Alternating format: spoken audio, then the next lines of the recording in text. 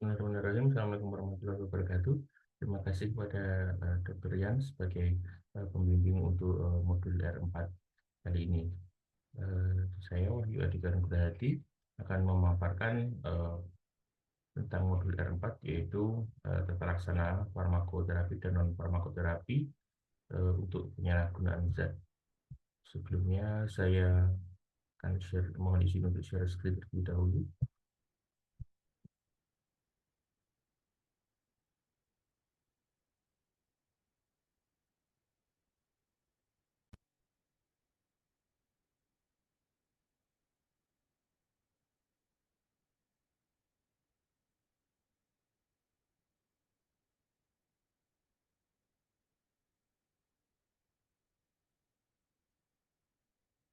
Modul R4 tata laksana farmakoterapi dan non farmakoterapi untuk gangguan penyalahgunaan zat.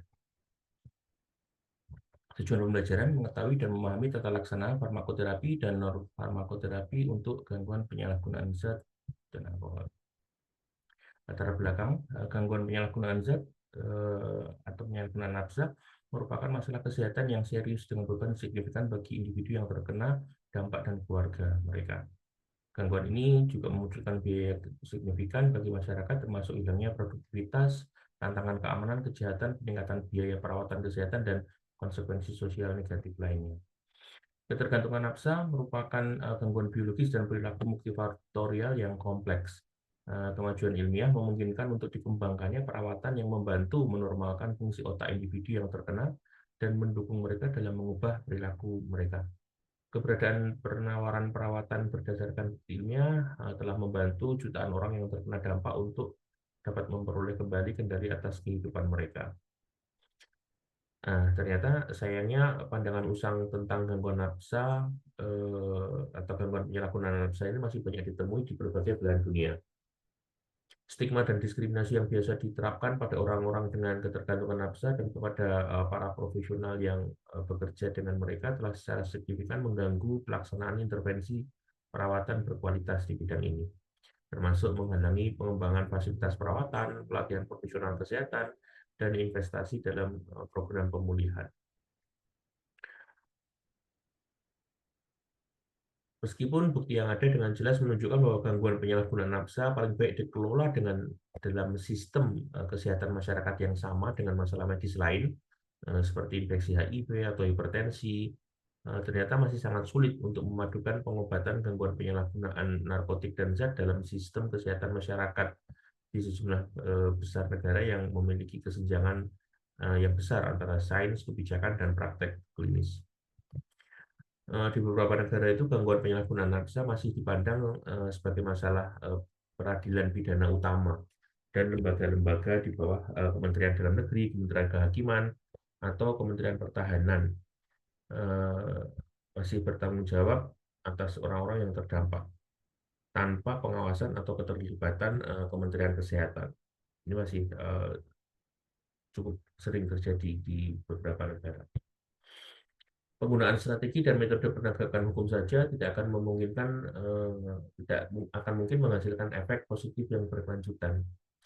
Hanya pengobatan yang benar-benar memahami inti ketergantungan nafsa sebagai kelainan biologis dan perilaku multifaktorial yang dapat diobati dengan menggunakan pendekatan medis dan psikologi lah yang dapat meningkatkan peluang pemulihan dari gangguan ini dan mengurangi konsekuensi terkait penggunaan nafsa. Nah, ini ada prinsip utama dan standar pengobatan gangguan penyalahgunaan nafsa. Gangguan penyalahgunaan nafsa dapat diobati secara efektif dengan menggunakan serangkaian intervensi farmakologis dan psikososial. Dalam tata laksana gangguan penyalahgunaan nafsa, tujuan pengobatan adalah untuk yang pertama, mengurangi penggunaan nafsa dan craving atau keinginan untuk menggunakan nafsa. Kemudian yang kedua, meningkatkan kesehatan, kesejahteraan, dan fungsi sosial individu yang terdampak dan mencegah bahaya di masa depan dengan mengurangi risiko komplikasi dan kambuh. Prinsip pengobatan yang pertama, pengobatan harus tersedia, dapat diakses, menarik, dan sesuai.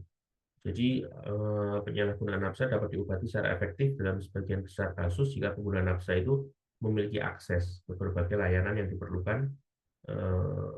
Layanan pengobatan itu juga harus sesuai dengan kebutuhan spesifik pasien secara individu pada fase gangguan yang ia alami. Prinsip kedua adalah memastikan standar etika pengobatan dalam layanan pengobatan. Jadi pengobatan gangguan penyalahgunaan nafsa itu harus didasarkan pada standar kesehatan yang etis, universal, termasuk penghormatan terhadap hak asasi manusia dan martabat pasien. Prinsip ketiga, mempromosikan pengobatan gangguan penyalahgunaan nafsa dengan koordinasi yang efektif antara sistem peradilan, pidana, dan layanan kesehatan dan sosial. Jadi gangguan penyalahgunaan nafsa ini harus lebih dianggap sebagai masalah kesehatan daripada perilaku kriminal. Dan penggunaan nafsa ini harus diobati dalam sistem layanan kesehatan dan bukan diperlakukan dengan menggunakan peradilan pidana. Prinsip yang keempat, pengobatan harus didasarkan pada bukti ilmiah dan menanggapi kebutuhan spesifik individu dengan gangguan penyalahgunaan nafsa. Jadi rangkaian pengetahuan ilmiah kumulatif tentang sifat gangguan penyalahgunaan nafsa dan pengobatannya itu harus digunakan untuk memandu intervensi dan investasi dalam pengobatan gangguan penyalahgunaan nafsa. Prinsip kelima, menangani kebutuhan populasi tertentu. Jadi beberapa subkelompok dalam populasi individu yang terdampak oleh gangguan penyalahgunaan nafsa ini memerlukan pertimbangan khusus dan seringkali juga memerlukan pengobatan yang khusus. Yang keenam, memastikan tata kelola klinis, layanan, dan program pengobatan yang baik untuk gangguan penyalahgunaan nafsa. Jadi layanan perawatan berkualitas dan efisien yang baik untuk gangguan penyalahgunaan nafsa memerlukan metode tata kelola klinis yang akuntabel dan efektif. Prinsip ketujuh, kebijakan, layanan, dan prosedur pengobatan harus mendukung pendekatan pengobatan terintegrasi dan hubungan dengan layanan pelengkap harus terus dipantau dan dievaluasi. Jadi sebagai tanggapan terhadap masalah kesehatan yang kompleks dan beragam, sistem pengobatan yang komprehensif harus dikembangkan untuk memfasilitasi pengobatan gangguan penyalahgunaan nafsa dan masalah perawatan kesehatan terkait yang efektif. Rawat inap atau perawatan residensial jangka pendek. Jadi layanan perawatan rawat inap jangka pendek adalah tempat yang menyediakan perawatan 24 jam dengan intensitas yang mampu mengelola gejala dan komplikasi yang mungkin terjadi pada hari-hari dan minggu-minggu awal setelah penghentian penggunaan nafsa. Kemudian lama tinggal bervariasi hingga 1 hingga 4 minggu sesuai dengan praktek dan situasi klinis yang dihadapi. Jadi perawatan inap jangka pendek ini memberikan kesempatan untuk menghentikan penggunaan nafsa dengan ketidaknyamanan dan risiko terhadap kesehatan minimal dan menawarkan penangguhan sementara dari stresor lingkungan dalam kehidupan seseorang. Untuk pengobatan rawat jalan, definisi singkat dan deskripsinya adalah layanan pengobatan rawat jalan untuk pengobatan gangguan penyalahgunaan nafsa ini merawat orang-orang yang tidak tinggal di fasilitas perawatan, yang tinggal di rumah, dengan mengunjungi fasilitas perawatan hanya untuk menjalani intervensi perawatan. Layanan rawat jalan ini sangat bervariasi dalam hal komponen dan intensitasnya. Untuk intervensi tingkat tinggi, intervensi intensitas tinggi, jadi program-program seperti perawatan intensif sehari-hari memerlukan interaksi yang sering dengan pasien. Komponen dan aktivitas layanan ini meliputi penilaian medis dan psikososial komprehensif saat masuk layanan, kemudian rencana perawatan yang sesuai dengan kebutuhan individu, pengobatan yang bersifat sukarela dengan partisipasi pasien dalam keputusan terkait pengobatan, kemudian detoksifikasi dengan bantuan obat, inisiasi pengobatan rumatan, dan kontak dengan keluarga dan orang-orang penting lainnya di jaring sosial untuk melibatkan mereka dalam pengobatan berkelanjutan. Kemudian ada juga perawatan perilaku dan psikososial untuk gangguan penyalahgunaan nafsa, perawatan farmakologis untuk gangguan medis dan kejiwaan yang terjadi bersamaan, kontrak pengobatan yang dengan jelas menguraikan semua prosedur pengobatan, layanan, dan kebijakan, serta peraturan lainnya dan harapan pasien terhadap program. Kemudian yang penting juga adalah dukungan sosial intensif, termasuk akomodasi dan pekerjaan.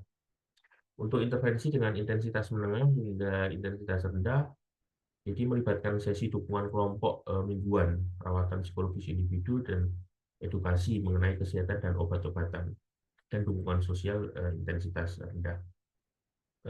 Dalam perjalanan pengobatan rawat jalan, profesional layanan kesehatan terkait itu dapat secara rutin menilai penggunaan nafsa dan alkohol dan status kesehatan fisik dan jiwa pasien.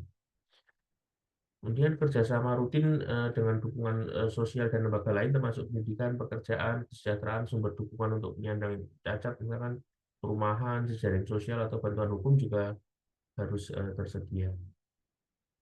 Kemudian kerjasama rutin dengan layanan pengobatan terkait sangat penting dan harus mencakup integrasi pengobatan rawat jalan dengan layanan medis untuk HIV, hepatitis, TB, dan infeksi menular seksual lainnya. Untuk intervensi psikososial dan perilaku berbasis bukti, intervensi psikososial dapat digunakan untuk meningkatkan kepatuhan terhadap terapi. Nah, untuk penyalahgunaan nafsa yang berbeda, bukti dari uji klinis telah mendukung antara lain efektivitas terapi perilaku kognitif, wawancara motivasi, pendekatan penguatan komunitas, terapi peningkatan motivasi, modalitas terapi keluarga, kontingensi manajemen, perawatan berorientasi wawasan, fasilitas kelompok 12 langkah, dan dukungan pemukiman dan pekerjaan. Jadi intervensi psikososial ini harus digunakan dalam program pengobatan rawat jalan untuk mengatasi faktor-faktor seperti motivasi, perilaku, psikologis, sosial, dan lingkungan yang terkait dengan penggunaan nafsa. Dan terapi perilaku kognitif (CBT) jadi didasarkan pada pemahaman bahwa pola perilaku dan proses kognitif seputar penggunaan nafsa merupakan hal yang dipelajari dan dapat dimodifikasi. Selama perawatan, pasien diperkenalkan dengan keterampilan coping dan strategi kognitif baru untuk menggantikan pola perilaku dan pola pikir yang maladaptif sebelumnya. Sesi terapi CBT disusun dengan tujuan spesifik yang harus dicapai pada setiap sesi dan difokuskan pada masalah langsung yang dihadapi oleh pengguna. CBT ini dapat dikombinasikan dengan berbagai perawatan psikososial dan farmakologis lain. Untuk manajemen kontingensi melibatkan pemberian hadiah non-moneter yang konkret untuk memperkuat perilaku positif yang seperti tidak menggunakan nafsa, kehadiran di sesi perawatan, kepatuhan, mengkonsumsi obat, atau tujuan pengobatan khusus mereka sendiri. Nah, manajemen kontingensi ini memang sangat berguna dalam pengobatan pasien dengan gangguan penggunaan amfetamin dan kokain dengan cara membantu mengurangi gejala putus obat dan untuk mengurangi penggunaan nafsa. Kemudian ada lagi wawancara motivasi atau motivational interviewing dan terapi peningkatan motivasi atau motivasi enhancement therapy. Wawancara motivasi bersifat kolaboratif serta menggugah dan mengakui otonomi pasien. Dokter diposisikan sebagai pemberi saran, bukan peran otoritatif, dan berusaha untuk memahami nilai-nilai yang dipegang pasien. Proses ini membangun empati dan menumbuhkan aliansi terapeutik yang memungkinkan untuk mempromosikan modifikasi perilaku. Dalam proses ini pasien mungkin menyadari bahwa perilaku penggunaan nafsa mereka tidak konsisten dengan hal-hal yang penting bagi mereka. Nah, wawancara motivasi ini disampaikan dalam 1 atau 2 sesi untuk bentuk penyalahgunaan nafsa yang tidak terlalu parah, atau pendekatannya dapat diperpanjang. Nah, ini disebut motivational enhancement therapy selama 6 sesi, atau untuk gangguan penyalahgunaan nafsa yang lebih parah. Motivational interviewing atau wawancara motivasi ini merupakan pendekatan yang menjanjikan untuk mengurangi perilaku berisiko tinggi seperti seks tanpa kondom dan berbagai jalur suntik. Kemudian selanjutnya keterlibatan anggota keluarga dan orang lain yang peduli. Jadi pendekatan terapi yang berorientasi keluarga telah terbukti efektif untuk meningkatkan keterlibatan dalam pengobatan, mengurangi penggunaan nafsa, dan meningkatkan partisipasi dalam perawatan setelah pengobatan dengan pengobatan yang dibandingkan dengan pengobatan yang berfokus pada setiap pasien secara individu. Pendekatan yang berorientasi keluarga ini sangat berguna untuk mengedukasi pasien dan keluarga mereka tentang sifat gangguan penyalahgunaan nafsa dan proses pemulihan. Jadi pendekatan berorientasi keluarga yang efektif telah diidentifikasi dan meliputi terapi perilaku pasangan, terapi keluarga strategi singkat, terapi multisistemik, dan terapi keluarga multidimensi. Untuk rekomendasi WHO, intervensi psikososial itu termasuk manajemen kontingensi, CBT, dan terapi keluarga dapat ditawarkan untuk pengobatan ketergantungan psikostimulan. Kemudian intervensi psikososial berdasarkan terapi perilaku kognitif atau terapi peningkatan motivasi atau terapi keluarga dapat ditawarkan untuk tata laksana ketergantungan ganja. Intervensi perilaku untuk anak dan remaja dan pelatihan keterampilan caregiver dapat ditawarkan untuk pengobatan gangguan perilaku. Dan intervensi psikososial yang mencakup GPT, terapi pasangan, terapi psikodinamik, terapi perilaku, terapi jaring sosial, manajemen kontingensi dan intervensi motivasi, serta fasilitas 12 langkah dapat ditawarkan untuk terapi ketergantungan alkohol. Kami lanjutkan untuk intervensi farmakologis berbasis bukti. Obat-obatan dapat sangat membantu dalam tata laksana atau mengobati berbagai aspek gangguan penyalahgunaan nafsa, seperti intoksikasi, overdosis, putus obat, ketergantungan, dan masalah kejiwaan terkait dengan penggunaan nafsa. Intervensi farmakologis harus diberikan bersamaan dengan intervensi psikososial. Yang pertama, perawatan farmakologis untuk gangguan penyalahgunaan opioid. Jadi untuk overdosis opioid, rekomendasi WHO, naloxone harus tersedia di semua fasilitas layanan kesehatan yang mungkin diminta untuk menangani overdosis opioid. Penggunaan berbagai pilihan pengobatan untuk ketergantungan opioid tersedia, termasuk dukungan psikososial, terapi rumatan opioid seperti metadon dan buprenorfin, detoksifikasi yang didukung dan pengobatan dengan antagonis opioid seperti naltrexone. Kemudian naloxone harus tersedia bagi orang-orang yang mungkin menyaksikan kejadian overdosis opioid. Selain juga diperlukan pelatihan untuk tata laksana overdosis opioid. Untuk naloxone ini dapat disuntikkan secara intramuskular, subkutan, intravena, atau dapat juga diberikan secara intranasal.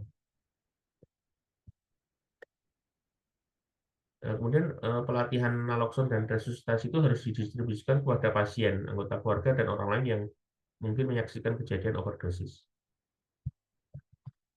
Untuk detoksifikasi opioid bisa dari rekomendasi WHO, ada rekomendasi standar dan rekomendasi kuat. Jadi untuk pengelolaan putus obat opioid, dosis antagonis opioid yang semakin rendah sebaiknya digunakan. Meskipun agonis adrenergic alpha 2 juga mungkin digunakan. Dokter tidak boleh secara rutin menggunakan kombinasi antagonis opioid dan sedasi minimum dalam tata laksana putus obat opioid. Nah, layanan psikososial harus ditawarkan secara rutin dalam kombinasi dengan pengobatan farmakologis putus obat opioid. Untuk rekomendasi kuat, dokter tidak boleh menggunakan kombinasi antagonis opioid dengan sedasi berat dalam pengelolaan putus obat opioid. Untuk ketergantungan opioid, rekomendasi terapi rumatan agonis opioid WHO ada rekomendasi standar dan kuat. Dosis rumatan buprenorfin rata-rata harus minimal 8 mg per hari. Kemudian untuk rekomendasi kuat, untuk terapi rumatan agonis opioid, sebagian besar pasien harus disarankan untuk menggunakan metadon dalam dosis yang memadai dibandingkan dengan menggunakan buprenorfin. Kemudian selama induksi metadon, dosis harian awal harus tergantung pada tingkat adaptasi syaraf. Seharusnya tidak lebih dari 20 mg dan tentu saja tidak lebih dari 30 mg. Rata-rata dosis rumatan metadon harus dalam kisaran 60 sampai 120 mg per hari. Nah, kemudian untuk terapi rumatan metadon, jadi memang pilihan pengobatan farmakologis harus terdiri dari metadon dan buprenorfin untuk rumatan agonis opioid dan putus obat opioid. Kemudian pasien ini harus dipantau dengan penilaian klinis dan pengujian obat. Nah, bantuan psikososial harus ditawarkan pada semua pasien. Kemudian tingkat pengawasan harus disesuaikan secara individual dan sesuai dengan peraturan setempat. Pengawasan ini harus menyeimbangkan manfaat pengurangan frekuensi dosis pada pasien yang stabil dengan risiko penyuntikan dan pengalihan metadon ke pasar obat terlarang. Jadi untuk pencegahan. Perawatan antagonis opioid dengan naltrexone, pengobatan dengan naltrexone antagonis opioid long acting hanya dapat dimulai setelah detoksifikasi pada individu yang tidak menggunakan opioid selama 1 minggu atau lebih. Naltrexone ini digunakan untuk mencegah kekambuhan. Dia akan memblokir efek opioid selama 1-2 hari.